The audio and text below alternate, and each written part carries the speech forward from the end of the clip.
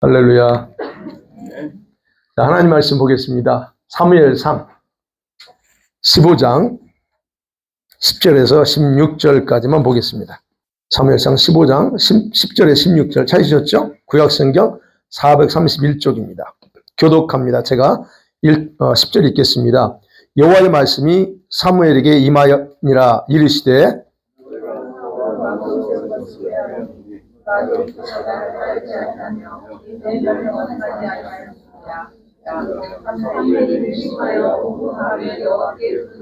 사무엘이 사울을 만나려고 아침에 일찍이 일어났더니 어떤 사람이 사무엘에게 말하여 이르되 사울이 갈멜에 이르러 자기를 위하여 기념비를 세우고 발길을 돌려 길갈로 내려갔다 하는지라.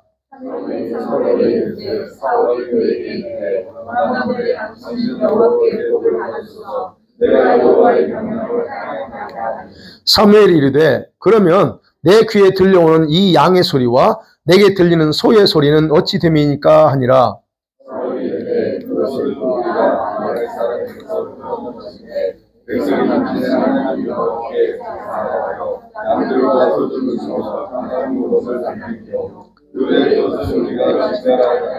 같이 읽겠습니다. 사무엘이 사울에게 이르되 가만히 계시옵소서. 간밤에 여호와께서 내게 이르신 것을 왕에게 말하리이다 하니 그가 이르되 말씀하소서. 아멘. 예, 오늘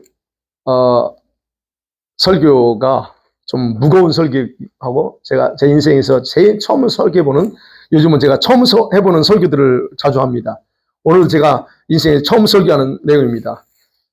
제목을 이렇게 잡아봤어요. 교회 안에서 가장 불행한 사람 누군가 하는 겁니다.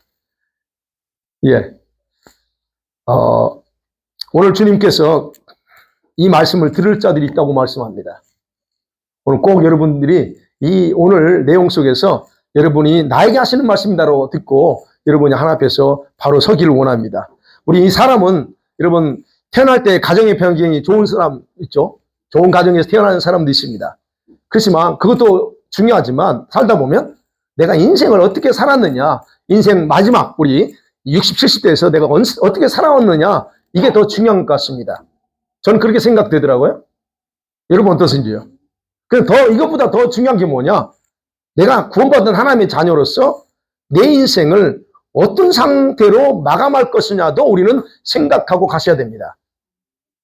이제 50 넘고 60대면 우리는 이제 마지막을 달려가는 거예요. 그러면 이 마지막 생애를 어떻게 마무리할 거냐 하는 건 굉장히 중요하다는 거예요. 근데 우리는 그런 생각을 해야 되는데 우리가 하고 있죠.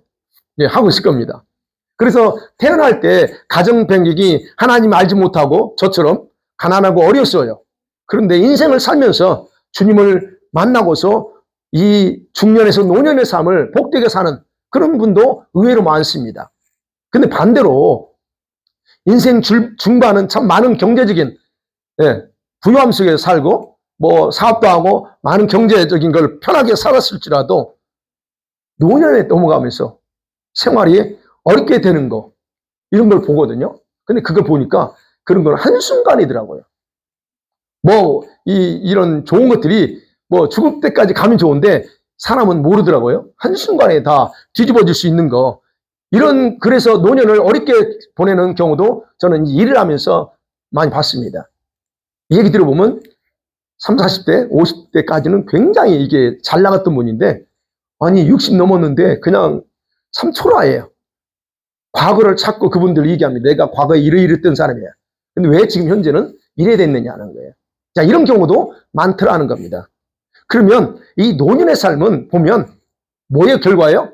중년의 삶을 어떻게 잘 관리하고 살았는가에 따라 좌우된다는 겁니다.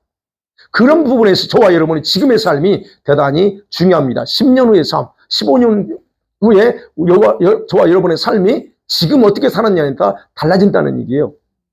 그래서 불행한 과거를 만들지 않기 위해서는 현재 생활에 충실해야 됩니다.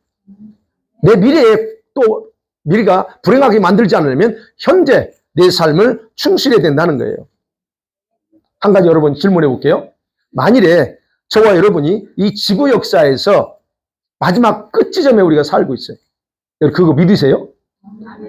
예, 우리가 마지막 이 지구 역사, 인류 역사요 끝 지점에 살고 있다면, 그리고 10년이 안 돼서 우리 모두가 예수님 앞에 서야 한다면, 여러분은 현재 어떤 삶을 사는 것이 가장 지혜로울까요? 10년밖에 안 남았어, 우리 삶이. 그렇다면 지금 10년을 향해서 가잖아요. 그럼 어떻게 사는 게 가장 아름다울까요? 지혜롭고. 여러분이 한번 생각해 보세요.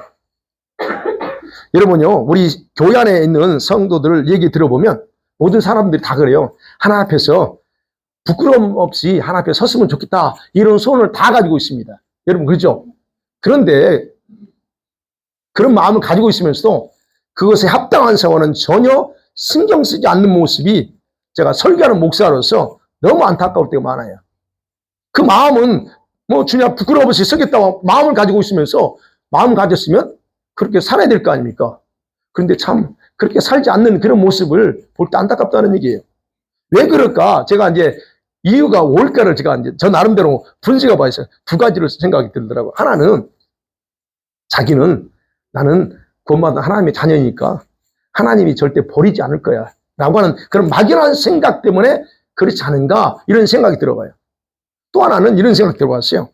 주님이 언제 올지 모르는데 오긴 와. 대부분 많은 사람들이 오긴 와. 그러나 지금이 아니고 아직 시간이 많이 남아있어. 그래서 내가 적당히 살다가 어느 시점에 가서 그때 내가 정신 바짝 차리고 내가 그렇게 살면 되지라고 하는 그런 어떤 생각 때문이 아닌가라고 저는 생각이 듭니다. 여러분 어떠세요? 혹시 여러분이 이런 생각을 가지고 살고 있지 않나 하는 겁니다. 그렇진 않죠? 예, 그런 것 같아요, 많이. 근데 만일에 여러분이 그렇다면 제가 이렇게 말씀드리고 싶어요. 여러분은 하나만 알고 둘은 모르는 진짜 어리석은 사람이라는 거예요. 왜냐하면 여러분은 성경도 몰라요. 여러분이 들고 다니면서 또 읽고 공부하는 이 성경 하나님 말씀도 모르고 여러분이 믿고 싶은 대로 믿고 살고 있기 때문에 그래요. 우리는 각자가 다 자기 믿고 싶은 대로 믿어요. 성경이 뭐라고 말했든, 목회자가 아무리 말씀 가지고 설교하든 들어도 여러분은 듣는 데는 끝나고 나가면 여러분은 멋대로 살아요? 여러분 생각대로 살아. 믿고 싶은 대로 믿어. 그런 생각해요. 이런 생각들이 도대체 어디에서 왔나는 거예요. 주님이 언젠가 오셔.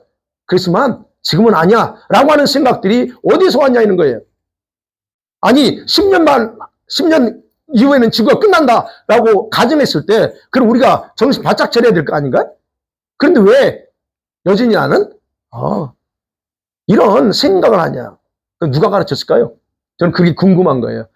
여러분 누가 그렇게 가르쳤나요? 아니면 여러분 스스로 생각했나요? 만일에 여러분이 현재 이런 생각으로 살고 있다. 그러면 오늘 설교 잘 듣고요. 돌이키고 회개하기 바랍니다. 진짜입니다. 자, 첫 번째 생각합니다. 저는 여러분 다 귀하다는 거 알아요. 제가 지금 이게 설교 내용이 주제가 희한하게 흘러가고 있어요. 하나님께 가장 존귀한 자가 저와 여러분이라고 그랬고, 지난주에 뭐 그랬어요? 존귀한 자지만 하나님께 기억되는 자가 있고 기억이 안 되는 자가 있어요. 그죠? 그래서 기억되는 자가 되자. 하나님이 정말로 존귀하게 하나님 마음에 품고 있는 자가 돼야 된다라고 제가 말씀드렸습니다. 그러면 오늘은 그래요. 그런 부분에 보면 여러분은 진짜 모두가 선택받은 자들입니다. 믿으세요? 나는 선택받았구나. 그 믿으셔야 됩니다. 여러분이 하나님이 특별히 여러분을 선택했어요. 누구로? 하나님의 아들, 딸로. 그리고 하나님이 가장 기뻐하는 자라는 거, 여러분 그거 인정하셔야 됩니다. 저도 그걸 여러분 인정합니다. 그래서 시편 139편 16절에서 말씀했잖아요. 하나님이 여러분을 이 땅에 보내셨을 때, 즉 여러분의 엄마 뱃속에 임신하는 순간에 성경에 보니까 하늘의 책에다가 여러분에 대해서 다 기록했다. 이름도 기록해놓고 또 여러분을 통해서 각자를 통해서 이루고 싶은 놀라운 일들을 다 기록했다라고 성경에 분명히 기록하고 있어요. 그게 실감이 되든 안 되든 성경은 그렇게 말하고 있어요. 다 이름을 기록해놨어요. 여러분을 통해서 뭘 하고 싶은가? 그러면 하나님께서 그래서 이 땅에 여러분을 보내는 후에 그래서 얼마나 하나님이 마음이 뿌듯했는지 여러분 상상해 볼 수 있어요? 제가 2주 전에 그랬잖아요. 내 자녀를 태어났는데 그 자녀 보면 얼마나 좋아요? 그러니까 하나님이 동일하게 저와 여러분 바라볼 때 그런 기쁨, 행복이 있다는 얘기예요. 그래서 하나님은 그냥 여러분이 여기 살고 있는 것 자체만 해도, 그리고 이 시간에 있는 자체만 해도 행복해 하세요. 기뻐하십니다. 그래서 이제 때가 되니까 여러분을 이렇게 불러서 구원하고, 그리고 교회로 인도해서 믿음 생활할 수 있도록 이끌어 주셨어요. 제가 말씀드렸죠. 우리 교회는 제가 더 당한 거예요. 여러분 그냥 어중이 떠중이 온 게 아니고 하나님이 선택해서 픽업해서 온 사람들이라, 저는 그렇게 받아들였고 주님이 그렇게 하셨기 때문에 여러분이 어떻게 생각은 그건 여러분 자유예요. 그러면 그렇다면 여러분 생각이 돼요. 그렇다면 이렇게 하나님 모아서 같이 신앙생활 하는 거 하나님 때가 됐다는 거예요. 그래서 이 자리에 있는 거고, 그죠? 이게 엄청난 축복이 아닐 수 없어요. 여러분 그게 실감이 됩니까? 와야 돼요. 그런데 저와 여러분 같은 사람들을 도대체 어떤 사람이길래 선택했을까? 한번 생각해보죠. 저와 여러분 어떤 사람이에요? 왜 선택했죠? 우리 자신을 보면 각자 알잖아요. 우리 자신을 보면 정말 보잘것도 없어요. 여러분 내세울 게 뭐가 있어요? 내 과거, 뭐 직장, 잡이 뭐였고 어디에서 있든 간에 여러분 각자를 돌아볼 때, 현재 돌아볼 때 정말 보잘것없는 인생이었다는 거 우린 잘 알 겁니다. 저도 마찬가지예요. 네. 그런 면에서 고린도전서 1장에 26절 가보세요. 시작. 형제들아 너희를 부르심을 보라. 육체를 따라 지혜로운 자가 많지 아니하며 능한 자가 많지 아니하며 문벌 좋은 자가 많지 않다. 분명히 말합니다. 우리가 누구냐에 대해서 성경에 분명히 말하고 있어요. 지혜로운 자가 없대. 물론 이제 IQ가 좋아서 공부를 잘하는 사람, 그걸 보통 스마트하다고 하죠. 근데 그 스마트한 거고 모든 사람 다 스마트해요. 어느 부분에서는 다 그래요. 그죠? 어느 부분에서는, 그래 공부하는 사람은 그런 공부하는 영역에서 스마트하지만 어떤 사람은 다른 영역이 스마트해. 그러니까 모든 사람이 똑똑하지만, 그러나 주님에 올 때 지혜로운 자가 많지 않아. 능력 있는 사람도 많지 않아. 학벌이, 집안이 좋은 사람 많지 않대요. 바로 이것이 하나님께서 일하시는 방법 중에 하나는 거예요. 왜 우리 같은 사람을 선택했는가? 이렇게 내보낼 거, 보여줄 거 없는 우리를 선택했을까? 그래서 하나님은요, 반전의 역사를 좋아하십니다. 그게 27절에서 29절에 같이 볼까요? 시작. 그러나 하나님께서 세상의 미련한 것들을 택하사 지혜 있는 자들을 부끄럽게 하려 하시고,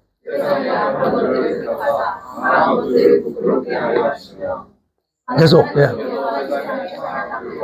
멸시받는 것들과 없는 것들을 택하사 있는 것들을 폐하려 하시니 이는 아무 육체도 하나님 앞에서 자랑하지 못하게 하려 하십니다. 아멘. 이게 바로 저와 여러분이고 하나님의 목적입니다. 하나님이 우리가 태어나기 전에 여러분에 대한, 저와 여러분에 대한 자신의 계획을 가지고 있어요. 근데 그렇게 하셨지만 우리 각자 한 사람 한 사람을 가문이나 좋은 가문, 인간적인 조건이 좋은 데 아니고 정말 보잘것없는 집안에 태어나게 했다는 거예요. 아니 왜 그럴까요? 우리가 이렇게 계획이 있으면 좀 누구야? 이름 있는 집안, 재벌 집안에 태어나게 해서 교육도 좀 훌륭하게 받고 그렇게 하면 안 돼요? 근데 하나님 그렇게 안 했대요. 왜 그래요? 안 했어요. 마지막 29절에 뭐라 합니까? 하나님 앞에서 아무도 자랑하지 못하게 하려고. 즉 하나님 앞에 교만하지 말게 하려고. 내가 이런 사람이야. 학벌 자랑하고 집안 자랑하고 스펙 자랑하지 못하게 하려고. 겸손하게 만들려고 그런 거예요. 우리 인간이 얼마나 교만합니까? 그래서 겸손하게 하려고 주님이 이런 우리를 태어나게 할 때 그냥 별 볼 일 없는 집안에 태어나게 했다는 거예요. 그러니까 그런 과정 속에 볼 때 저와 여러분이 해야 될 일은 뭐예요? 그러면 우리는 철저하게 겸손함으로 하나님이 원하시는 대로 쓰시도록 내가 낮아진 상태에서 살아가면서 준비하는 겁니다. 저와 여러분 그런 계획으로 불렀어요. 그렇다면 우리는 할 일은 이거예요. 그분이 저와 여러분 각자에게 요구하는 대로 여러분과 저의 삶을 살아가는 것이 우리 할 일이라는 거예요. 네. 여러분 선택받은 자들에게 있어서 조심해야 할 성품이 뭐예요? 가장 조심해야 될 게 교만입니다. 이 교만이 최대의 적이에요. 하나님이 제일 싫어하는 게 교만입니다. 그리고 교만한 자는 그냥 짓밟아 버린다고 그래요. 네. 그러니까 하나님은 저와 여러분을 선택하셨지만 여러분 자신의 성품을 각자 여러분의 성품을 하나님이 쓰시기에 합당하게 만드는 것이 바로 저와 여러분의 역할이라는 거예요. 우리 안에 교만의 성품이 있어 그걸 다 깨부시는 역할은 내가 해야 돼요. 그게 바로 우리 역할이라는 거예요.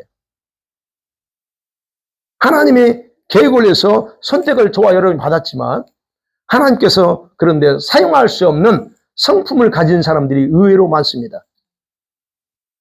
하나님이 다 쓰고 싶어요. 계획을 따라. 그런데 우리가 이 땅에 태어날 때 그 부모의 DNA를 가지고 있잖아요. 그러면 부모가 교만에 있고 부모가 허세를 좋아하는 사람 태어나면 그 자녀도 DNA가 그렇기 때문에 그런 성향이 있어요. 그러면 그걸 어떻게 해요? 다 다듬어야죠.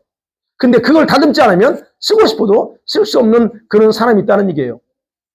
제가 지난번 설교에서 하나님은 저와 여러분에게서 가장 중요하게 여기고 살피는 부분이 뭐라고 그랬을까요? 뭐라고 그랬어요? 여러분은 성품이라고 그랬어요. 여러분의 실력이 아니에요. 얼마나 경험을 보는 게 아니고 여러분의 성품이다 그랬어요. 그러면 천국에서 여러분 주님께서 자신의 계획을 위해서 저와 여러분 이 땅에 보냈잖아요.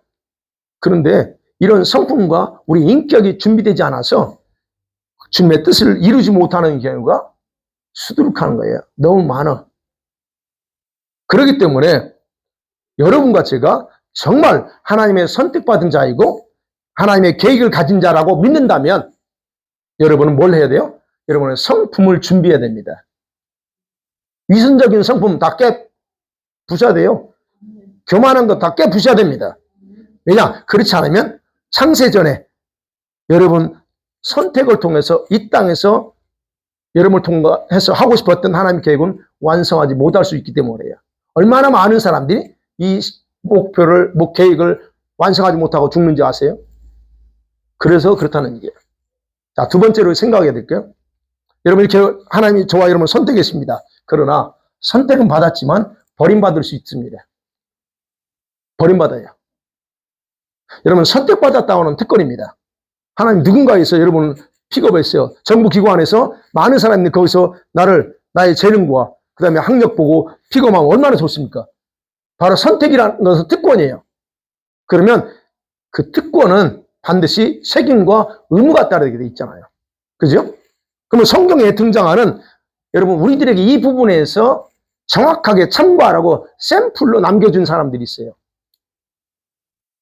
샘플로. 그게 바로 오늘 본문에 등장하는 사울왕입니다. 킹 사울이에요. 여러분 이스라엘 백성들이요. 이제 본문의 내용을 잠깐 설명할게요. 이스라엘 백성들이 주변 국가처럼 좀 이렇게 자기들을 다스릴 왕을 요구하는 겁니다. 우리에게도 왕이 필요합니다. 네. 그래서 하나님은 그들의 요구대로 그들이 찾는 왕의 기준에 맞는 사람을 딱 찾았는데 그가 바로 사울이었습니다. 그들이 원하는 기준이에요. 하나님이 원하는 기준이 아니었어요. 백성들이 원하는 기준, 사람, 찾았는데 사울이 딱 맞았어요. 사울은 전혀 예상치 않는 가운데 왕으로 선택되어서 기름 부음 받았어요. 아시는 것처럼. 그러면 하나님이 왜 그를 선택했을까? 선택하신 이유는 사울 자신이 어떤 사람이었냐면 항상 주님 앞에서 부족하고 내세울 것이 없다는 겸손한 마음을 가지고 살았기 때문에 그래요. 중요한 거죠. 좋은 성품입니다. 네. 그리고 자신이 다른 사람을 리더하고 리더로서 이끌어갈 리더십도 없다라고 그렇게 생각하고 항상 자기는 작은 자라고 하는 그런 여러분 모습을 가지고 있었어요. 그래서 하나님은 그를 마음에 기뻐해서 그러면 너 정도면 되겠다라고 해서 왕으로 선택했고 또 왕으로서 감당할 수 있도록 성령을 부어주십니다. 그게 사무엘상 10장 6절 9절에 나와요. 성령 임해버립니다. 자, 성령 임하니까 성령을 받았어요. 성령을 받은 후에 사울에게 임한 게 뭐냐면 왕으로서 필요한 마음, 왕의 마음을 가지게 돼요. 희한하죠? 없었는데 성령 임하니까 리더가 되잖아. 그러니까 왕의 마음을 가져요. 근데 또 하나 뭐 있냐면 사울이 예언도 합니다. 즉 은사적으로 오늘날 예언의 은사도 임합니다. 그런 경험을 해야 성령 체험을 합니다. 그러니까 여러분 사울이 왕으로 선택받아서 기름 받았다고 하는 것은 다른 거 아니에요. 하나님이 어쨌든 뜻을 이루기 위해서 그걸 한 거예요. 그러면 여러분 생각해봐요. 구약시대에는 여러분 제사장과 선지자와 왕은 하나님의 특별한 사역자라고 표현합니다. 사역자들을 인정해요. 이들은 굉장히 중요한 직책이죠. 그렇다면 사울이 왕으로 선택받아 기름 부음 받았다고 하는 것은 그가 하나님의 사역자가 됐다는 의미입니다. 자, 여러분, 하나님의 사역자에게 가장 필요한 것은 자기를 선택하신 그 하나님을 정확하게 이해하고 순종하는 겁니다. 그죠? 사울이 성령과 은사를 체험했다면 충분히 하나님이 어떤 분인가에 대해서 이해력을 가지게 됐다는 거예요. 아, 이런 분이구나. 자기에게 없던 게 갑자기 성령이 임하면서 왕의 마음을 가져. 그리고 예언대하고 막 이런 거. 그러면 성령과 은사를 체험했기 때문에 그래서 초기에는 어떻게 해요? 굉장히 겸손하기 시작합니다. 겸손함을 시작해요. 그런데 문제는 그의 내면은 강하게 준비되지 못한 상태에 있다는 거예요. 그의 내면, 인사이드에. 그의 허약한 내면의 상태. 이것이요, 그의 사역, 그가 이제 왕으로서 사역하는 동안에 가장 큰 약점으로 작용하게 됩니다. 그가 40세, 사울이 40살 때 왕이 돼요. 그리고 2년 후에, 2년이 지난 42세 때 그의 아들 요나단, 큰 아들이죠. 요나단에 의해서 블레셋과 전쟁을 하게 되면서 그의 내면의 허약함이 드러납니다. 자, 왕이 된 후 첫 번째 전쟁에서부터 그는 그 내면의 조급함, 그 조급함 때문에 제사장만이 해야 될 제사를 자기가 집해버려요. 그는 왕이에요. 제사장이 아니에요. 제사장 역할 따로 있어요. 선지자 따로 있고 왕은 왕이야. 그러면 이 역할이 다 다른데 이거를 자기가 해버립니다. 바로 이것은 굉장히 하나님께 어리석고 망령되다 그래요. 하나님이 절대 기뻐하지 않는 그런 행위였고 그렇다는 거예요. 여러분, 우리가 이런 모습 속에서 우리가요, 하나님의 일을 할 때 저와 여러분이 예배하고 신앙생활하면서 가장 중요하게 생각하고 준비해야 될 부분이 뭐냐? 여러분의 내면을 강하게 하는 것, 그리고 성품을 아름답게 만드는 겁니다. 여러분, 내면이 강해야 돼요. 아무것도 아니래 삐지고 아무것도 아니래 그냥 빵빵 시험 넘어지고, 그게 지금 나이에 그럴 나이입니까, 여러분? 아니 40, 50 됐으면 뭔? 아멘. 지금 우리가 어느 때 살고 있는데 아무것도 아닌 것을 그냥 삐져요. 시험 들어. 에이.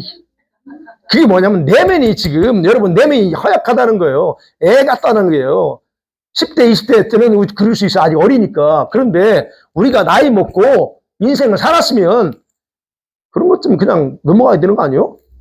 근데 그게 왜 그러냐? 내면이 강하게 준비되지 않았다는 얘기예요. 사울이 그런 게 조급한 거예요. 막 애들처럼. 이게 안 하면 어떻게 하지? 불안하고. 그러니까 여러분, 우리가 죄를 할 때 하나님은요, 이 문제들을 방지하기 위해서 어떻게 해요? 충분한 훈련과 연단의 과정을 거치게 하는 거예요. 여러분 연단이 과정을 거치지 않았어. 편하게 왔어. 그럼 여러분은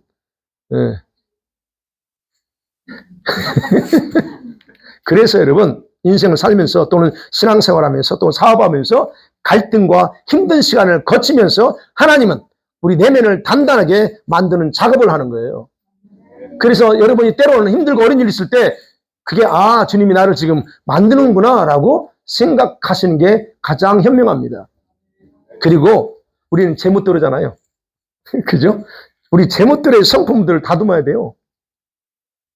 그래서 사역자로 일하게 좋게 변화시켜야 돼요. 바로 주님이 그 일을 하는 겁니다. 네.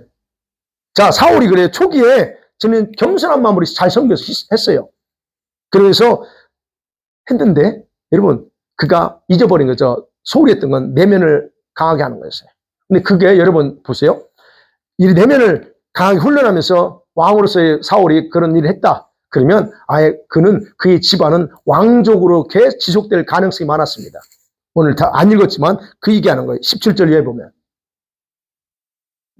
그런데 그는 자신의 잘못을 지적받았어요. 왕이야 당신 이거 잘못했어라고 지적받았습니다. 근데 그걸 어떻게 해요? 바로 잡으려고 하지 않습니다. 사울이 이게 문제이지. 바로 잡으려고 하지 않습니다. 오히려 자기가 왕이라는 것 때문에 마음에 교만함이 슬슬 자리에 옵니다. 내가 왕인데 왕이란 마음이 교만함으로 자리 잡게 돼요. 그리고 그것을 당연한 권리지, 당연히죠. 왕이니까 당연한 권리라고 생각하고서 하나님의 명령도, 이게 문제예요. 하나님의 명령도 자기 마음대로 해석하기를 주저하지 않아요. 오늘 본문의 내용입니다. 하나님께서 사무엘에게 사울한테 명령해라. 아말렉을 다 진멸해라. 아무것도 살리지 말라. 다 진멸해라. 가축이든 뭐든. 근데 사울이 그 명령에 따라 갔어요. 근데 어떻게 했습니까? 안 해요. 안 하고 지가 하고 싶은 대로 해. 여러분, 그런 사울이 그런 행위를 보고 오늘 본문의 내용이에요. 그 얘기예요. 그런 그 모습을 보면서 하나님이 슬퍼하면서 하나님께서 사무엘에게 자기 마음을 털어놓는 거예요. 지금 오늘 저 10절부터. 하나님 마음이 어떤 거냐? 하나님은 사울이 자기 명령을 따르지 않고 자기 생각대로 하는 그런 교만함 때문에 자신의 감정을 뭐라고 표현하냐? 내가 후회한다. 라고 사무엘에게 감추지 않고 그대로 내요. 후회한다는 건 이게 오해하시면 안 돼요. 우리 인간처럼 에이 잘못 판단해가지고 이런 차원이 아니에요. 사울이 그런 어떤 명령에 순종하지 않는 것에 대한 그 주님 마음의 그런 감정을 그냥 그대로 이런 식으로 사무엘이 이해하기 편하게 쉽게 표현하는 거예요. 그래서 사무엘이 사울을 만나서 책망합니다. 지적하면서 뭐라고 그래? 왕이여 당신 교만해서 그래. 그러잖아. 그래서 17절에 사무엘이 이르되 왕이 스스로 작게 여길 때에 이스라엘의 머리가 되지 않았으면 왕이 되지 않았어요. 근데 지금 어때요? 당신 너무 교만합니다. 그래요. 교만하니까 왕이 마음대로 했다 하는 거예요. 그러니까 결국 여러분 사무엘이 지금 사울에게 그 교만함, 그런 불순종한 행위는 결국 심각한 것이었지만 지적했잖아요. 근데 그걸 사울은 전혀 인식하지 못합니다. 안타까운 건 그거예요. 사울은 자신의 행위에 대해서 회개하지 않아요. 무슨 생각할까요? 우리 식으로 그럴 수밖에 없었어요. 내가 이럴 수밖에 없었어요 라고 이유만 주장해요. 내가요 그러고 싶어서 그런 게 아닙니다. 환경이 이랬고요. 시간이 그랬고요. 조건이 이래서 그랬어요. 이유만 주장합니다. 근데 이제 내용을 잘 아는 것처럼 그 이후에 성령이 떠나버립니다. 성령이 그를 떠나버리고 그러자 곧바로 뭐가 들어가요? 성령이 있다는 바로 악령이 들어갑니다. 그래서 악령이 지배하면서 그의 최후는 어땠습니까? 그의 마지막은 자살로 끝납니다. 근데 이렇게 하나님이 이렇게 그 사울에 대해서 사무엘에게 말했지만 사무엘은 마음이 안 좋아요. 너무 안타까운 거예요. 선지자잖아요. 그래서 하나님 마음을 돌이켜 보려고 하나님 앞에 그런 마음을 가지고 그리고 자신이 기름 채웠잖아요. 왕 어쨌든 그런 사람이기 때문에 마음이 아파서 계속적으로 하나님 앞에 계속 슬퍼하면서 기도합니다. 그게 여러분 16장 1절에 나와요. 다 슬퍼하면서 그래요. 그러니까 하나님이 이 사무엘을 책망합니다. 야, 더 이상 나한테 내가 그를 더 이상 사용하지 않기로 했는데 왜 나한테 계속 지금 싱글거리면서 울면서 그러냐라고 단호하게 책망해요.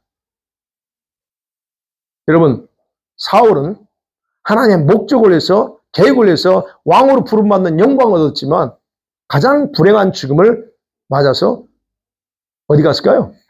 지옥에 떨어집니다. 자살했어요. 여러분 이 사울 왕과 비슷한 인물이 신약에 또 한 명 등장합니다. 예수님의 제자인 가룟 유다입니다. 예수님의 12제자는 예수님께서 특별히 선택해서 뽑은 정의 요원과 같은 사람들이에요. 다른 사람 많지만 딱 12명만 뽑아요. 이건 정의 요원입니다. 주님은 그렇게 그들을 3년간 시청각으로 합숙훈련 시켜요. 가룟 유다는 그런 요원 중에 하나야. 유다가 굉장히 똑똑한 사람이에요. 그리고 주님께서 그에게 재정 장부를 맡깁니다. 주님이 그렇게 돈을 맡길 수 있었다고 하는 것은 주님께서 신뢰했다는 거예요. 그의 똑똑함, 그걸 신뢰했다는 의미입니다. 자, 주님이 처음에 12제자를 선택했을 때 모두가 다 성품이 완전한 게 아니에요. 다 뭐 우리가 아는 것처럼 완전하지 않았어요. 각각 살아온 여러분 환경과 직업이 달라요. 성품도 다 달라. 자, 그럼에도 주님은 그들을 선택해서 훈련해서 뭘 위해서? 자기의 사역을, 자기를 뒤를 위해서 사역할 제자로 만들려고 했던 거예요. 가룟 유다 역시 똑같습니다. 성품이나 그 내면이 아직 깨끗하지 않았다는 걸 주님도 아셨어요. 그 베드로는 나았나? 아니, 베드로는 똑같습니다. 그래서 다른 제자들처럼 유다도 주님의 사역들을 보면서 자신의 성품을 바꿔가고 가치관, 특별히 이 가치관을 변화시켜 나가야 했던 게 모든 12제자들이 해야 될 일이었습니다. 이 유다는 특별히 이 다른 제자들과 동고동락하면서 초자연적인 능력 경험했잖아요. 예수님이 하나님의 아들이라고 하는 증거도 표적들을 많이 보면서 이게 실제로 보면서 경험했잖아요. 그러면 그렇게 보면서 문제는 다른 제자들은 변화됐느냐? 안 변했어요. 유다도 역시 별반 차이 없이 그냥 성품도 변화 없고 가치관도 변화가 없어요. 그렇게 보입니다. 그러면 3년 동안 정도, 적어도 3년 정도 충실하게 훈련받았고 제자로 준비되어 사역하도록 주님은 선택했는데 그렇게 훈련을 여러분 받았던 그가 어떻게 예수님을 30세계 US 달러로 12,000불 정도 됩니다. 12,000 US 달러. 이 정도 30세계이요. 그거에 예수님 팔아버려요. 유다가 처음부터 유다는 돈을 좋아했어요. 근데 처음부터 돈을 좋아했는지 아닌지는 정확히 알 수 없어요. 그러나 유다는 굉장히 돈을 좋아하는 사람이에요. 똑똑했지만 돈을 좋아합니다. 여러분도 그렇죠? 어떤 사람은 돈을 좋아하는데 어떤 사람은 이제 과학을 좋아하고 어떤 사람은 테크닉 하는 거 이런 걸 좋아합니다. 각각 다 다릅니다. 유다가 예수님을 배반한 이유에 대해서는 그냥 추측할 뿐입니다. 이래서 그럴 거다. 그렇지만 분명한 것은 유다는 그가 알면서도 의식적으로 예수님을 배반하기로 선택했다는 겁니다. 누가복음 22장 48절에 나와요. 알면서도 배반하기로 선택해요. 여러분, 그러고 나서 어떻게 팔았죠? 은 30세겔 받았어. 그런데 그 이후의 문제, 유다가 예수님께서 바리새인들에 의해서 사형 선고받는 걸 보고서 그때서야 양심의 가책을 느끼고 자살해 버립니다. 유다가 지금 천국에 있을까요? 여러분, 이 두 인물, 제가 왜 이 두 인물을 말씀드릴까요? 사울왕의 가장 큰 문제는 뭐였어요? 사울왕의 초기에 겸손한 마음을 가지고 자신의 내면을 다스리지 않음으로써 속에서 올라오는 그 교만함을 따라 행동했다는 겁니다. 근본 뿌리는 교만이에요. 그 교만함이 하나님의 엄중한 명령에도 불구하고 자기 생각으로 판단하고 행동하며 결정했던 거예요. 우리가 그런 경우 많아요, 지금 우리도. 그리고 자신의 행동에 대해서 변명하고 합리화시키면서 했지 회개 안 했어. 이게 문제입니다. 그러니까 여러분 교만이라고 하는 다른 게 아니에요. 나 교만해 라고 하는 사람 어디 있어요? 교만이라는 건 뭐예요? 하나님의 눈에 교만은요, 사람들한테 의시되는 거, 이것도 물론 포함되지만 하나님 보는 교만은 하나님을 대신해서 자신을 내세우는 게 교만이에요. 하나님의 자리에 내가 앉아서 내 인생을 드라이브 하는 게 그게 교만이에요. 우리는 하나님 앞에 선택받았고 하나님의 자녀라면서요. 주님이 예수님이 나의 주인이라면서요. 그렇게 말을 하면서 내 인생은 내가 드라이브 하고 있어. 그게 교만이에요. 분명한 게 성경에서는 그렇게 말합니다. 사울이 그랬던 거예요. 유다 문제는 뭐예요, 그럼? 가룟 유다의 문제는 뭐니까? 주님께 훈련받았어요. 3년간 보고 듣고 훈련받았어요. 그런데 동시에 그는 돈을 좋아하는 성품 때문에 돈을 좋아하는 성품 때문에 이런 사람들이 사단에게 이용당하기 딱 좋습니다. 여러분, 돈 좋아하는 사람들. 돈을 다 좋아하죠? 돈을 버려야 됩니다. 그걸 뭐라고 하는 게 아니에요. 근데 유달리 돈에 애착을 가지고 돈 하는 사람도 있어요. 이런 사람들은요, 사단이 이용하기 딱 좋습니다. 바로 유다가 그래요. 유다가 그 성품 때문에 사단이 자신을 이용하려고 했던 그 사단에게 직접 자기 마음과 생각을 내줘버려요. 그러니까 그냥 가. 그래서 보면 나오잖아요. 요한복음 13장 여러분 27절에 예수님께서 주신 조각을 받은 후에 곧바로 사단이 가룟 유다에게 들어가 버립니다. 그러니까 여러분 유다는 사단의 유혹을 거부하지 않았어요. 처음부터 와가 사단이 속닥속닥 그런 게 아니에요, 여러분. 사단이 뭐 그렇게 오면 우리가 다 알고 거부하지요. 근데 사단은 그런 식으로 안 옵니다. 여러분 성품을 이용하고 환경을 이용해요. 그러니까 사단이 그런 유혹은 그런 데로 오는데 바로 이 유다는 그런 사단의 유혹을 거부하지 못하고 돈 몇 푼 때문에 주님을 배반하고 자살한 겁니다. 버림받을 수 있다는 겁니다. 마지막 세 번째로 생각해보죠. 그러면 제목처럼 누가 교회 안에서 가장 불행한 사람인가 하는 겁니다. 누가? 여러분 교회는 하나님께 선택받은 자들이 모여서 예배하는 공동체예요. 예. 그리고 교회 안에는 모두가 구원받았거나 아니면 구원을 갈망하는 사람들이 모여서 예배하는 곳이다라고 말할 수 있어요. 예. 그리고 예배에 참석하는 모든 사람들은 자기들이 내가 하나님의 자녀라는 그런 나름대로의 긍지를 다 가지고 있습니다. 그렇죠? 당연히 가져야 됩니다. 나는 하나님의 자녀, 선택받았다는 긍지를 가졌어야 됩니다. 그런데 반대로 또 교회 공동체 안에는 그게 알고긴과 동시에 가라지도 동시에 존재한다는 겁니다. 가라지. 외적으로 보면 우리 공동체 안에 있는 모든 사람들이 다 경건해 보여. 신앙심이 다 좋은 것 같아.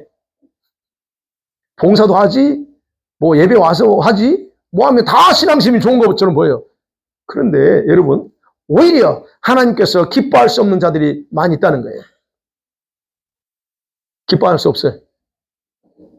그러니까 우리는 여러분 보이는 행위나 외모로 보고 저 사람이 경건하네 라고 말할 수 없는 거예요. 여러분이 어제까지 살면서 여러분만이 아는 게 어떤 이상한 짓 하고 있는지 아무도 몰라. 여러분만이 알지. 그러면서 우리는 여기 그렇게 모습을 양복 입고 옷 입고 깨끗하게 오면 어떻게 우리는 거룩해 보이고 경건해 보여. 그러니까 여러분은 다 우리 인간은 그냥 아이고 신앙 믿음 좋네 감사하지요. 이렇게밖에 말을 못합니다. 그러나 주님은 그걸 보는 게 아니라고 그랬죠. 여러분의 어디까지 삶에서 어떻게 살았는가 그거 보신다고. 그러니까 주님이 우리 볼 때는 우리와 다르게 하나님이 여기가 같이 앉아있지만 하나님이 기뻐할 수 없는 자들이 있다는 얘기예요. 그래서 하나님은 우리가 주일에 예배 참석하는 것으로 우리의 믿음을 경건한 사람이다라고 평가하지 않아. 그래서 여러분 세상에서 가장 불행한 사람들은요. 저 다운타운에 있는 홈리스트 아닙니다. 그 다운타운에 있는 사람인데 불행한 게 아니에요.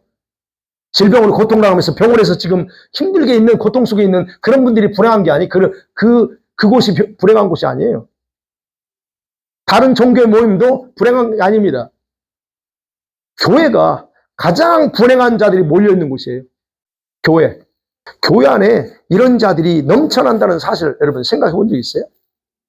우리가 흔히 말하는 교회 예배 모이는 뭐 10,000명, 1,000명, 2,000명, 3,000명 모이는 그곳에 가장 불행한 자들이 제일 많이 있어. 그럼 누가 가장 불행한 자일까? 여러분 누가 불행한 자예요?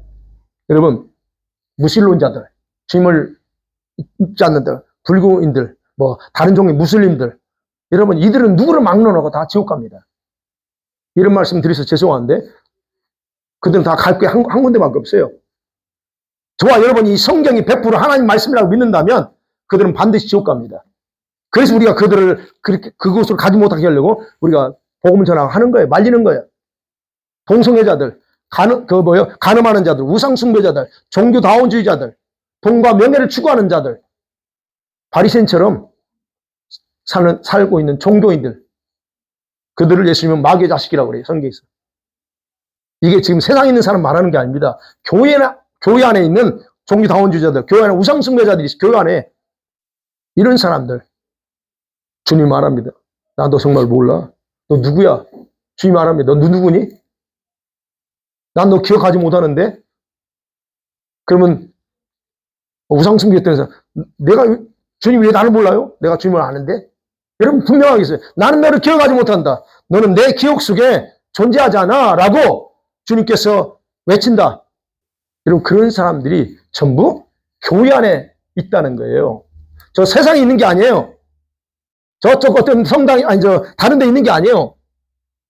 교회 안에 있어, 교회 안에. 여러분이 아무리 사울처럼, 유다처럼 하나님 목적을 위해서 선택받은 자라 할지라도 여러분 자신을 관리하지 않으면 여러분이 가장 불행한 자로서 지금 여기에 있을 수 있다는 얘기예요. 교회에 다녔어. 자기 나름대로 예수님을 믿는다고 살아왔어. 교회 생활하는 모든 종교적인 의식들은 전부 잘 알고 살았어요. 근데 주님이 나 너 몰라? 라고 한다면 그게 가장 불행한 거 아니에요? 너는 내가 천국에 들어올 자격 없다로 주님이 손해내버려. 이게 얼마나 억울해요? 얼마나 불행한 거예요? 여러분 그 생각해 본 적 있어요?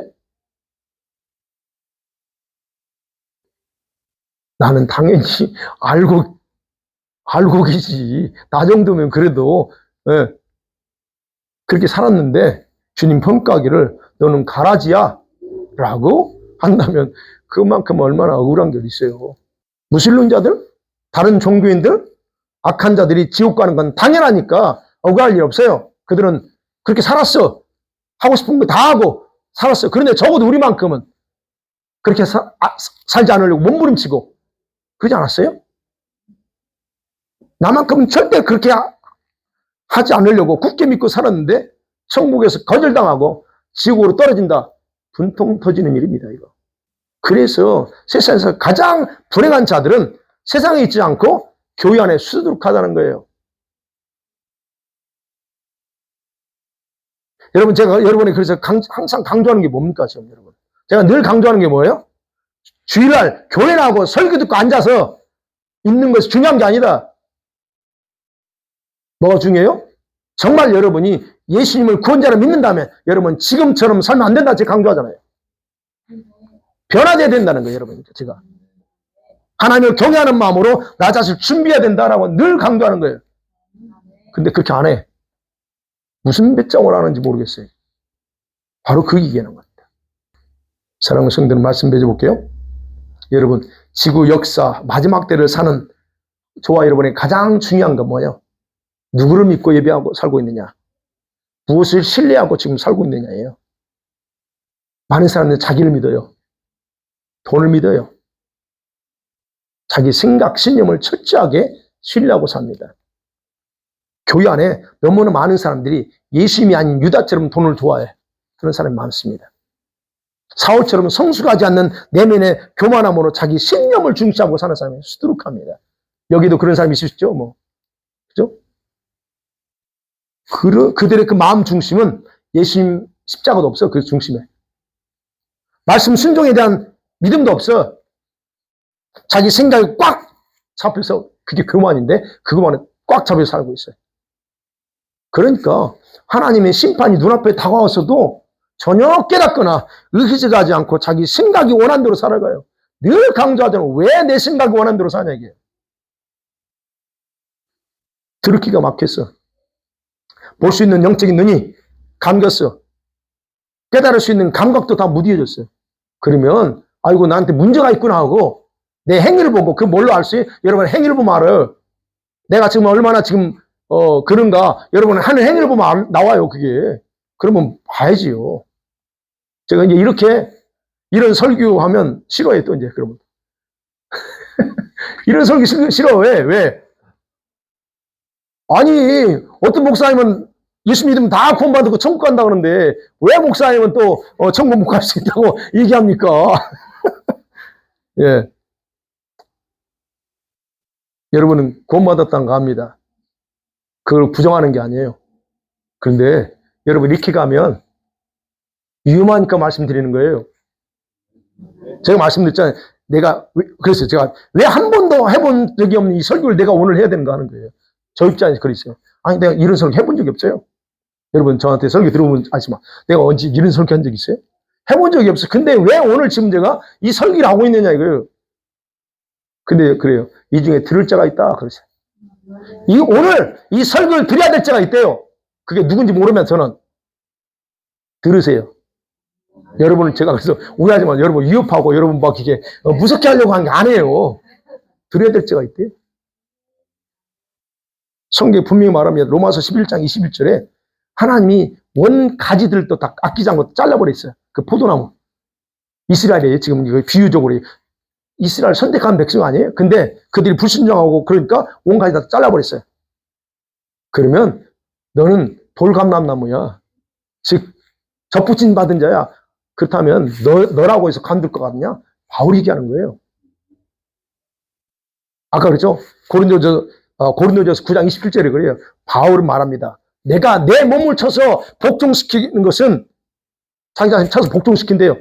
왜? 내가 남에게 복음을 전파하고 구원을 전파하는 후에 내가 버림당할까 두려워. 자기가 알아요. 연약한 인간이라는 건. 자기도 언제 변질될 수 있다는 걸 알기 때문에 그래서 두렵고 떨려요. 그래서 자기 자신을 늘 쳐서 복종시켜요.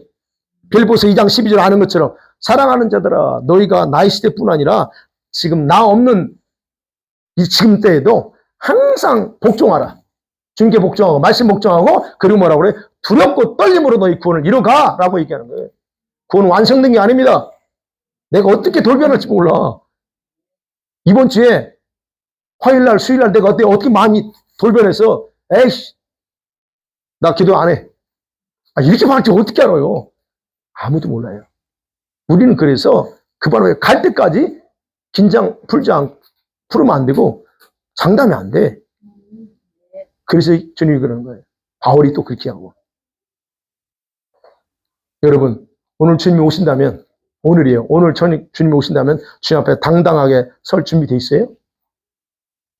여러분 이 두려운 경고를 여러분 하나님 말씀으로 여러분 듣습니까? 그러면 지금처럼 여러분 자신에게 아무것도 하지 않는다? 그럼 여러분 무관심으로 살지 않기 원합니다. 그렇게. 네. 여러분은 자신에 대해서 위기의식을 가지고 살아야 돼요. 네. 그렇지 않으면 여러분은 앞으로 멈출 수 없는 슬픔 속에 빠질 수 있어요. 피눈물을 흘리면서 하소연해도 소용이 없는 것으로 던져짐 받을 수 있습니다. 그래서 말씀이 협박이 아니고요. 여러분 두려움을 주려는 게 아니에요. 예수님 마음을 전하는 거예요. 제가 여러분. 예수님 마음을. 그리고 누구도 여러분이 이런 불행을 당하도록 강요하지 않습니다. 아무도 강요하지 않아요. 누가 선택해요? 여러분 스스로 선택하는 거예요. 이 주님의 무서운 경고를 여러분과 제가 온 마음으로 받아들이고 회개하면서 용서를 구하고 구해달라고 기도하면서 한 주간을 살기를 주의 이름을 간절히 축원합니다. 아멘.